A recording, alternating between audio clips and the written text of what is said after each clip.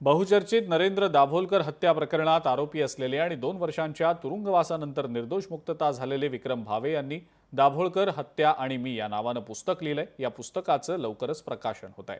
मला या प्रकरणामध्ये अडकवणं हा हिंदुत्ववाद्यांना अडकवण्याचं षडयंत्र होतं असा आरोप विक्रम भावे यांनी केलाय। हे पुस्तक लिखाण करण्याचा नेमका काय उद्देश आहे हे आमचे प्रतिनिधी ज्ञानेश्वर पवार यांनी विक्रम भावे यांच्याशी संवाद साधत जाणून घेतलाय। पाहूया। माझ्या विरोधात काही पुरावे नसल्यामुळे पुण्याच्या जिल्हा व सत्र न्यायालयाने माझी या प्रकरणातून निर्दोष मुक्तता केली।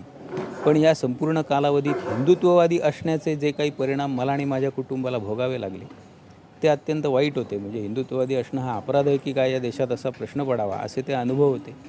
ते अनुभव समाजासमोर किंवा खास करून हिंदुत्ववादी तरुणांसमोर आले पाहिजेत। अर्थात ते करताना त्यांना नाउमेद करणं हा माझा उद्देश नाही। त्यातनं त्यांनी धडा घेऊन शहाणं व्हावं आणि हिंदूविरोधी षडयंत्र ओळखावं। कारण आम्ही जात्यात होतो, कोणीतरी सुपात असणार आहे, त्या सुपातल्यांनी जरा सावध व्हावं यासाठी पुस्तक लिहिणं हाच उद्देश होता। लोकशाही मराठी ऐका, पहा, जागरूक रहा।